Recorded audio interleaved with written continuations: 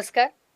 मी Pragya Mhetre, Sangli media communication माय T V channel प्रस्तुत लेखणी माझी या कार्यक्रमामध्ये आपल्या सर्वांचं सहर्ष स्वागत. आयुष्यात एकदा इतकं कडक ऊन पडावं की जवळच्या सावल्यांचं महत्त्व कळावं. आयुष्यात एकदा इतका मोठा पाऊस पडावा की इगो सगळा वाहून जावा. पुन्हा शाळा अशी भरावी की पुन्हा शाळा अशी भरावी की प्रत्येकाला त्याचं बालपण कायमचं लक्षात राहावे. आयुष्यात एकदा असे जगावे की आपले जगणे पाहून इतरांना जगण्याची मौज कळावी. खरंच जीवन कसं असतं आणि याचं या कवितेतून आपल्याला अगदी मार्मिकपणे विषय मांडलेला आहे. यानंतर जर तुम्हाला आयुष्यामध्ये खूप संघर्ष करावा लागत असेल तर स्वतःला खूप नशीबवान समजा. कारण देव संघर्ष करायची संधी फक्त त्यांनाच देतो ज्यांच्याकडे लढण्याची ताकद असते.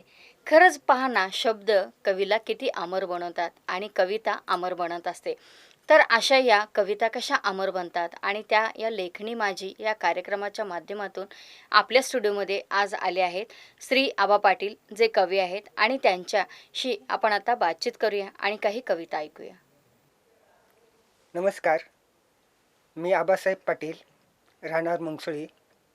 व्यवसाय शेती. गेली 20 ते 25 वर्ष मी काव्यसाधना करतो आहे. नमस्कार. नमस्कार. मी प्रज्ञा म्हेत्रे, सांगली मीडिया कम्युनिकेशन माय टी व्ही चॅनल प्रस्तुत लेखणी माझी या कार्यक्रमामध्ये सर आपलं सहर्ष स्वागत. आपण बऱ्याच वेगवेगळ्या विषयाच्या समाज प्रबोधन करणाऱ्या कविता आपण लिहिलेल्या आहेत आणि 20 ते 25 वर्ष झालं या कविता या क्षेत्रामध्ये, आपल्या या साहित्य क्षेत्रामध्ये आहात. तर तुमच्या कोणकोणत्या अशा कविता आहेत की ज्या एक सामाजिक प्रबोधन करणाऱ्या आहेत, हे आमच्या प्रेक्षकांना नक्की जाणून घ्यायला आवडतील सर. कवितेचं शीर्षक कुठून येते कविता. कुठून येते कविता. फुलातून कळ्यातून की वेदनांच्या मळ्यातून. फुलातून कळ्यातून की वेदनांच्या मळ्यातून. भरलेल्या डोळ्यातून की दाटलेल्या गळ्यातून. कुठून येते कविता. करपलेल्या मातीतून की तडफडणाऱ्या रातीतून. करपलेल्या मातीतून की तडफडणाऱ्या रातीतून. का कविता फुलत येते जळणाऱ्या वातीतून. अवखळ वादळी वाऱ्यातून की तुटलेल्या ताऱ्यातून. अवखळ वादळी वाऱ्यातून की तुटलेल्या ताऱ्यातून. का आटलेल्या नदीच्या उजाड उघड्या खोऱ्यातून.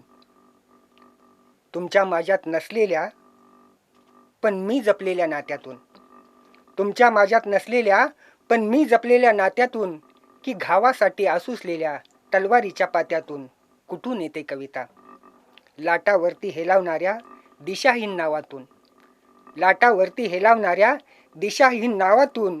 की जातीसाठी माती चावणाऱ्या पतिव्रतांच्या गावातून. बंदुकीच्या गोळीतून की वेशांच्या आळीतून. बंदुकीच्या गोळीतून की वेशांच्या आळीतून. की फुलपाखराचे पंख फाटतात अशा काटेरी जाळीतून. कुठून येते कविता. कुठून येते कविता. कळत येते कविता की न कळत येते कविता. कळत येते कविता की न कळत येते कविता. की फाटलेल्या काळजातून भळबळत येते कविता. की फाटलेल्या काळजातून भळबळत येते कविता. मोनालिसा हे जगातलं आश्चर्य. लिओनार्दो दा विंची या जगप्रसिद्ध चित्रकारानं काढलेलं एक चित्र. एका सुंदर तरुणीचं चित्र. त्या चित्रात त्याने असं ती मोनालिसा का हसते याचं गूढ कायम ठेवलं. आणि ते गूढ काय आहे हे अजूनही कुणाला उलगडलेलं नाही. खरं तर जगातल्या कुठल्या स्त्री का हसतात याचं गूढ सहसा उलगडत नाही. तरीसुद्धा मी मोनालिसाच्या हसण्याचा अर्थ लावण्याचा माझ्या परीने प्रयत्न केलेला आहे. ती ही कविता. कवितेचं शीर्षक मोनालिसा. माझा भाकरीचा शोध संपेपर्यंत अशीच हसत राहा मोनालिसा. माझा भाकरीचा शोध संपेपर्यंत अशीच हसत राहा मोनालिसा. छान दिसतेस. तुला हसताना पाहून मलाही बरं वाटतं. तुला हसताना पाहून मलाही बरं वाटतं. तुझं हसणं भाकरी इतकं सुंदर वाटतं. पण तुर्तास घट्टे पडलेल्या हाताने कुरवाळलं तुझे गाल तर दृष्टावशील. पण तुर्तास घट्टे पडलेल्या हाताने कुरवाळलं तुझे गाल तर दृष्टावशील. घामेजलेल्या मिठीत गुदमरशील आणि विनाकारणच कशाला तुला शेणामातीचं इन्फेक्शन व्हायला. आणि विनाकारणच कशाला तुला शेणामातीचं इन्फेक्शन व्हायला. जरा धीर धर मोनालिसा, मीच उलगडेन तुझ्या हसण्याचं गोड तुझ्या एकटीच्या कानात. जरा धीर धर मोनालिसा, मीच उलगडेन तुझ्या हसण्याचं गूढ तुझ्या एकटीच्या कानात. आड रानात, ज्या आड रानात गळपास घेतला कर्जात बुडालेल्या बापानं, ज्या आड रानात गळपास घेतला कर्जात बुडालेल्या बापानं आणि आई कापरासारखी उडून गेली या धक्क्यानं. कर्जाचा शेवटचा हप्ता फिटेपर्यंत अशीच हसत राहा मोनालिसा. कर्जाचा शेवटचा हप्ता फिटेपर्यंत अशीच हसत राहा मोनालिसा. छान दिसतेस, कर्ज कोऱ्या सातबाऱ्यावरचं मोकळं मोकळं रान दिसतेस. मोनालिसा, भुकेच्या तडाक्यातच सापडला असता भाकरीचा गाव तर मीही गोंधून घेतलं असतं काळजावर तुझं नाव. मोनालिसा, भुकेच्या तडाक्यातच सापडला असता भाकरीचा गाव तर मीही गोंधून घेतलं असतं काळजावर तुझं नाव. पण बेकारीनं जिरवली आहे काळजातली उत्कट मस्ती. पण बेकारीनं जिरवली आहे काळजातली उत्कट मस्ती. नाहीतर मी तुझ्यावर रोज एक कविता लिहिली असती. माझ्या प्रतिभेला पालवी फुटेपर्यंत अशीच हसत राहा मोनालिसा. छान दिसतेस. माझ्या प्रतिभेला पालवी फुटेपर्यंत अशीच हसत राहा मोनालिसा. छान दिसतेस. काळजातून पाजरलेलं कवितेचं पान दिसतेस. मोनालिसा, संसाराच्या रथाला खांदा लावली असतीस तर कमरेत वाकली असतीस. मोनालिसा, संसाराच्या रथाला खांदा लावली असतीस तर कमरेत वाकली असतीस. दारुड्याची 2 लेकरं सांभाळताना मेटाकुटीला आली नसतीस. संसाराच्या रथाला खांदा लावली असतीस तर कमरेत वाकली असतीस. दारुड्याची 2 लेकरं सांभाळताना मेटाकुटीला आली नसतीस. फोटोत सगळेच हसतात ग मोनालिसा, सगळेच हसतात. फोटोत सगळेच हसतात ग मोनालिसा, सगळेच हसतात. मला एक सांग, उदारी नाकारलेल्या दुकानदाराच्या दारापुढं तू अशीच हसली असतीस. मला एक सांग, उदारी नाकारलेल्या दुकानदाराच्या दारापुढं तू अशीच हसली असतीस. तरी सुद्धा हसत राहा मोनालिसा, हसताना तू लईच भारी दिसतेस. तरी सुद्धा हसत राहा मोनालिसा, हसताना तू लईच भारी दिसतेस. अशी की जशी तापलेल्या तव्यावर फुगलेली भाकरी दिसतेस. तापलेल्या तव्यावर फुगलेली भाकरी दिसतेस. मी MA झाल्यानंतर एक 40-45 मुलाखती दिल्या. त्या मुलाखतीच्या दरम्यान जे मला प्रश्न विचारले गेले त्या प्रश्नांना दिलेली उत्तरं म्हणजे ही कविता.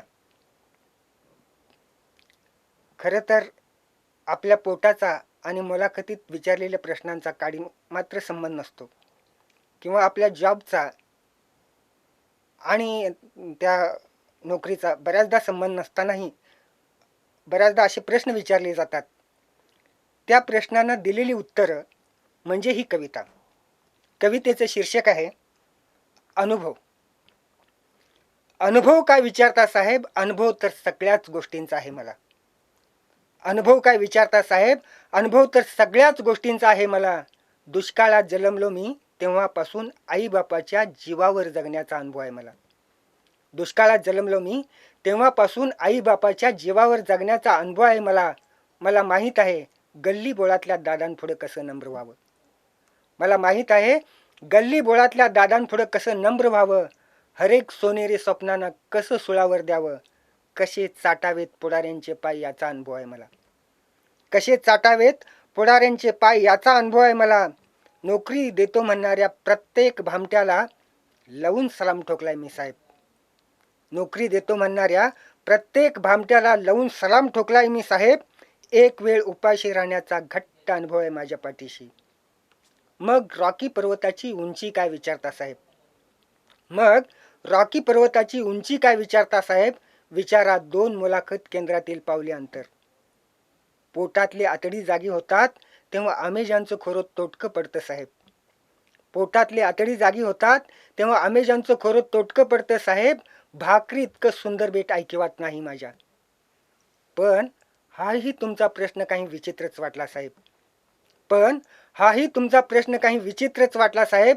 आता एलिझाबेथ राणीच्या राजवटीचा आणि आमच्या पोटाचा काय संबंध हो.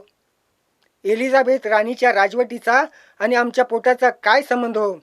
बदलत असतील हो, बदलत असतील युनोचे रोज एक अध्यक्ष. बदलत असतील हो, बदलत असतील युनोचे रोज एक अध्यक्ष. म्हणून काय झालं? आईच्या हातातलं खुरपं सुटलं का बापाच्या हातातलं खोरं सुटलं? आईच्या हातातलं खुरपं सुटलं का बापाच्या हातातलं खोरं सुटलं? त्यांना माहीत नाहीत प्रांताप्रांतांच्या सीमारेषा. त्यांना माहीत नाहीत प्रांताप्रांतांच्या सीमारेषा. त्यांना प्रश्न भेडसावतो आमच्या भाकरीचा, कायमच्या भाकरीचा. साहेब, देशात वार्षिक, पंचवार्षिक, मध्यवर्ती निवडणुका झाल्या. साहेब, देशात वार्षिक, पंचवार्षिक, मध्यवर्ती निवडणुका झाल्या. त्यांनी देशाच्या तिजोऱ्या खाली केल्या. आम्ही मात्र शिळ्या कापडी बॅनरच्या चड्ड्या शिवून घेतल्या. त्यासाठीही निघाली एकमेकाची माय बहीण. त्यासाठीही निघाली एकमेकाची माय बहीण. बेकार पोरं सहज ओळखून येतात साहेब, जे असतात पर्यांच्या देशातून हद्दपार. बेकार पोरं सहज ओळखून येतात साहेब, जे असतात पर्यांच्या देशातून हद्दपार आणि ज्यांना मिळत नाहीत गुलाबी इशारे वेशांच्या गल्लीबोळात सुद्धा. द्या साहेब, द्या ती फैल. द्या साहेब, द्या ती फैल. तुमच्या गुबगुबीत मांडीवर ओझं वाटत असेल. पंख्याचा वारा निमित्त मात्र आहे साहेब. पंख्याचा वारा निमित्त मात्र आहे साहेब. या फडफडणाऱ्या डिग्रीवर थोडं वजन ठेवायला हवं. हवं ना? आणखी एक आक्रीत साहेब, झेंड्यांच्या देशात राहतो आपण. अशात आणखी एक आक्रीत साहेब, झेंड्यांच्या देशात राहतो आपण. अशात तुमच्या झेंड्याचा रंग माझ्या झेंड्याच्या रंगाहून वेगळा असेल. तुमच्या झेंड्याचा रंग माझ्या झेंड्याच्या रंगाहून वेगळा असेल तर खुटलं साहेब, पुढचं सगळंच खुटलं. खुटलं साहेब, पुढचं सगळंच खुटलं. प्रेक्षक हो, आत्ताच आपण श्री आबा पाटील यांच्या बऱ्याचशाच कविता ऐकल्या आणि बऱ्याचशाच कविता आपणाला ऐकायच्या आहेत. तत्पूर्वी घेऊ एक छोटीशी विश्रांती आणि तुम्ही पाहत राहा फक्त आणि फक्त सांगली मीडिया माय TV चॅनल.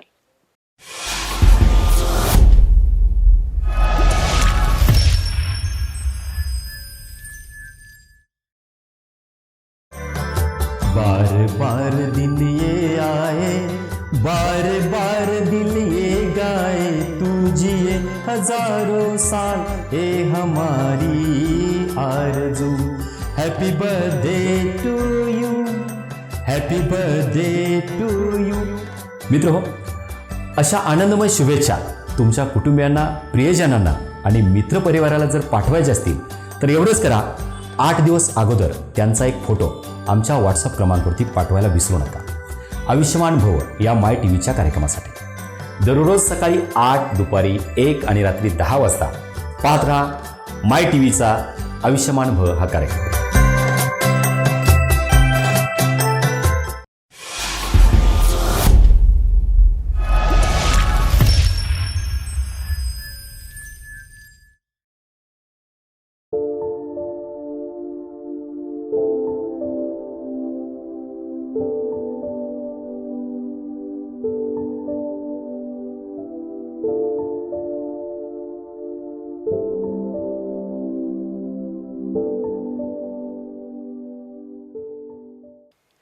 छोट्याशा विश्रांतीनंतर आपण परत आलो आहोत लेखणी माझी या कार्यक्रमामध्ये. आणि आज आपल्यासोबत श्री आबा पाटील सर आहेत, जे कवी आहेत, आणि त्यांच्या आपण कविता आली कोठून, त्यानंतर मोनालिसा आणि अनुभव या कविता ऐकल्या.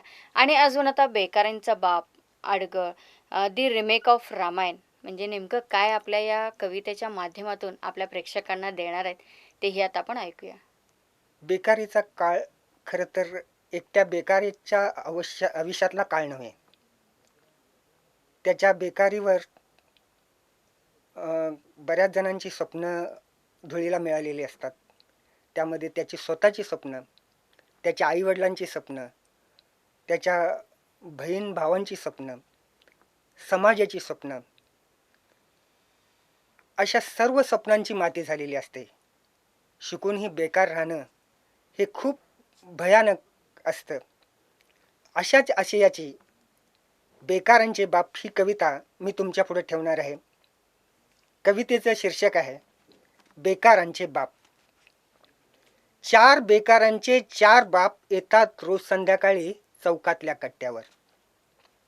4 बेकारांचे 4 बाप येतात रोज संध्याकाळी चौकातल्या कट्ट्यावर, 4 सुख समाधानाच्या गोष्टीसाठी. तेव्हा एक बाप विचारतो दुसऱ्या बापाला कालचाच कुजट प्रश्न. तेव्हा एक बाप विचारतो दुसऱ्या बापाला कालचाच कुजट प्रश्न, कुठं चिकटलं का तुझं कार्ट. तेव्हा तेव्हा दुसरा बाप बळू लागतो जे स्वगत, ते उतरतं कोऱ्या कागदावर कवितेचं शीर्षक होऊन. तेव्हा दुसरा बाप जे बळू लागतो सगत, ते उतरतं कोऱ्या कागदावर कवितेचं शीर्षक होऊन. मध्येच तिसरा बाप गाऊ लागतो पोराच्या प्रतापाचा पोवाडा. मध्येच तिसरा बाप गाऊ लागतो पोराच्या प्रतापाचा पोवाडा. देतो संदर्भासह तपशील काबीज केलेल्या एक एक व्यसनांच्या किल्ल्यांचा. असे एका मागून एक बाप बोलत राहतात. असे एका मागून एक बाप बोलत राहतात. माझ्या कवितेची थीम तेच खोलत राहतात.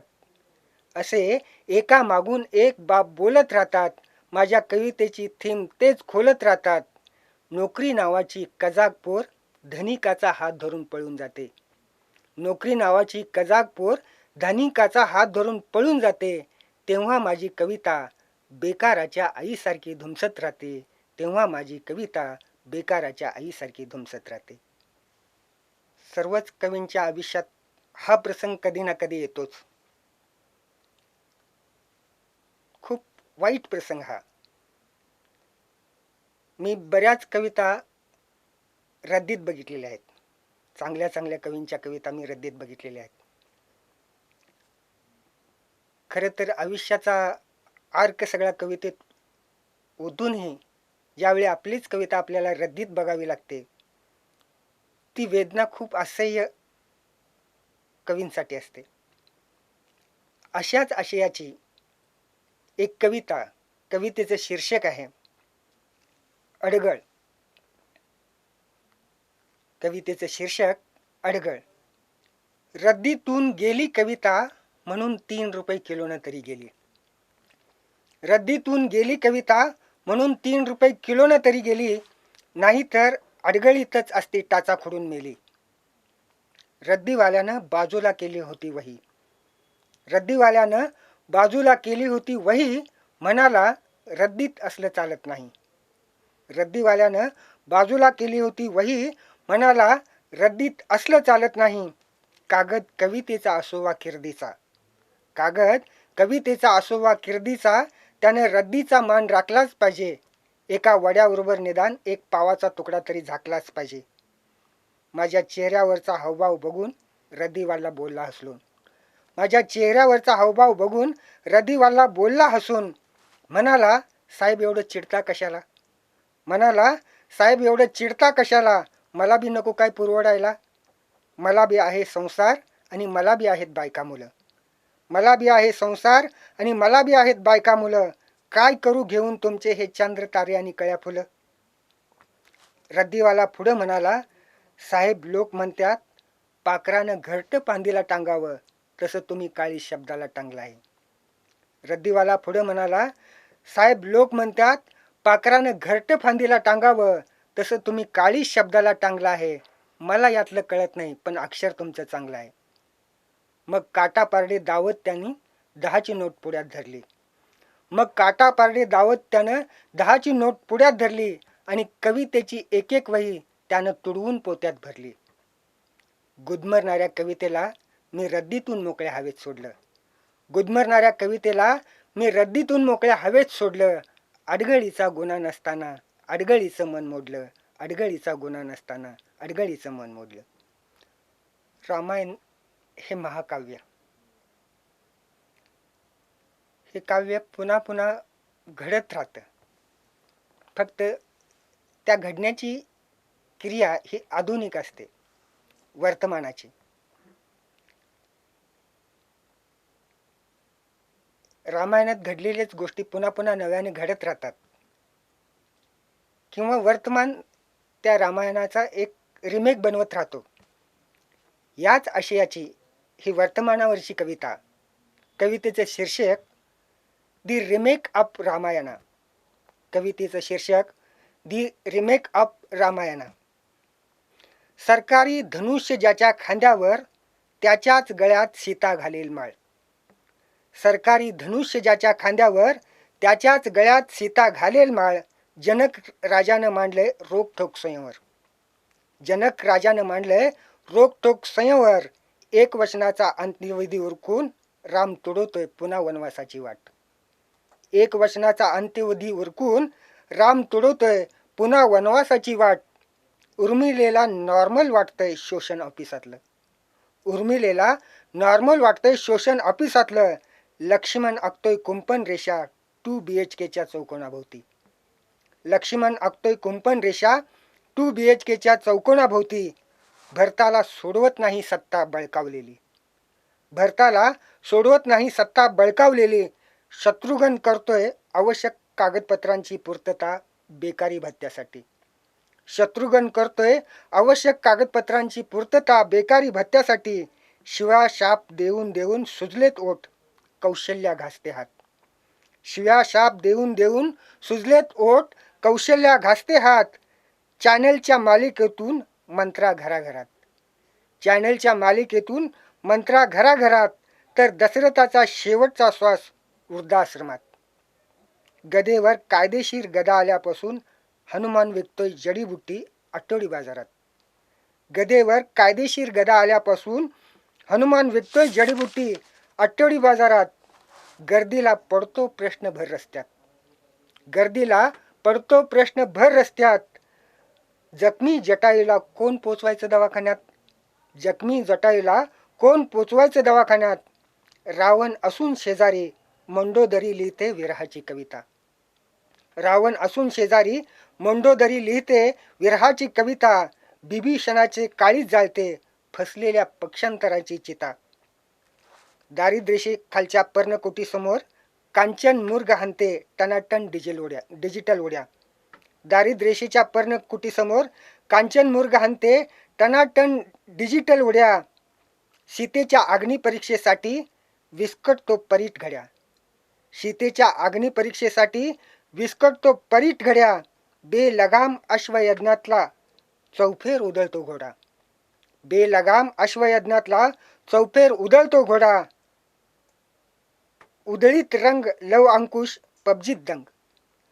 उधळीत रंग लव अंकुश पबजीत दंग.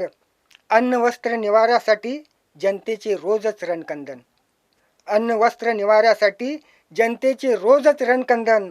स्विस बँकेत मात्र वाल्याचे 7 रांजण. वाल्याचे 7 रांजण. वाल्याचे 7 रांजण. सर, आज आपण स्टुडिओमध्ये आलात आणि खूप छान वेगवेगळ्या विषयांवरती कविता आमच्या प्रेक्षकांना ऐकवल्या. त्याबद्दल सांगली मीडिया कम्युनिकेशन YTV चॅनलतर्फे धन्यवाद देते आणि पुढील वाटचालीसाठी आपणाला हार्दिक शुभेच्छा सर. आपण आज मला MyTV चॅनलवरती जी संधी दिलीत, या संधीचं मी यापुढेही सोनं करत राहीन आणि चांगल्या चांगल्या कविता तुम्हाला देत राहीन. धन्यवाद. प्रेक्षको, आत्ताच आपण श्री आबा पाटील जे कवी आहेत त्यांचं रिमेक ऑफ रामायण, खरंच किती छान होती ना कविता. म्हणजे वेळ काळ जरी बदलला तरी रामायण तेच आहेत आणि त्या समस्या देखील त्याच आहेत आणि फक्त बदलतोय काळ. तर अशा वेगवेगळ्या आशयाच्या कविता आपणाला पाहायला मिळतात, ऐकायला मिळतात. तेही लेखणी माझी या कार्यक्रमातून आपल्या या सांगली जिल्ह्यातील अनेक कवी कवयित्री आपल्या भेटीस येत आहेत आणि वेगवेगळ्या विषयांच्या कविता आपणाला ऐकायला मिळतात आणि याचं प्रक्षेपण Sangli media communication YTV channel करतं.